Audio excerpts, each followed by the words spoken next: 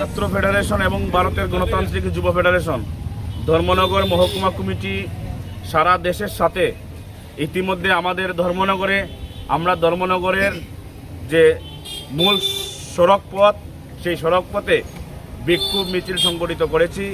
ইতিমধ্যে আপনারা জানেন যে আমাদের দেশের যে শিক্ষামন্ত্রী ধর্মেন্দ্র প্রধান, ওনার পদত্যাগের দাবিতে গোটা দেশে সমস্ত অংশের ছাত্র যুবকরা দাবি তুলছেন। 21 দিন যাবৎ দিল্লির যন্তর মন্তরে অনশন করছেন জিএনজি, এসএফআই, ডিওএফ এর সমর্থকরা। কিন্তু আমরা লক্ষ্য করলাম গত পরশুদিন এই দেশের সরকার সকাল 7 ঘটিকায় আমাদের দেশের যিনি বিশিষ্ট শিক্ষাবিদ, গবেষক সুনাম ওয়াংচুক, যিনি দীর্ঘ 21 দিন থেকে আমরণ অনশন করছেন, ওনাকে জোরপূর্বক তুলে নেওয়া হলো।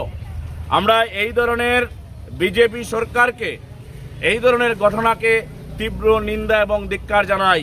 পাশাপাশি আমরা ভারতের ছাত্র ফেডারেশন এবং ভারতের গণতান্ত্রিক যুব ফেডারেশন দাবি তুলছি আমাদের দেশের ছাত্র সমাজের স্বার্থে, আমাদের দেশের বেকারদের স্বার্থে অবিলম্বে শিক্ষামন্ত্রীকে পদত্যাগ করতে হবে, নইলে গোটা দেশে আমাদের আন্দোলন আরও তীব্র থেকে তীব্রতর হবে। আমরা আমাদের দাবি শিক্ষামন্ত্রী নিট সহ বিভিন্ন কেলেঙ্কারির সাথে যুক্ত, অবিলম্বে সেই শিক্ষামন্ত্রীকে পদত্যাগ করতে হবে, নইলে আমাদের লড়াই আরও তীব্র হবে।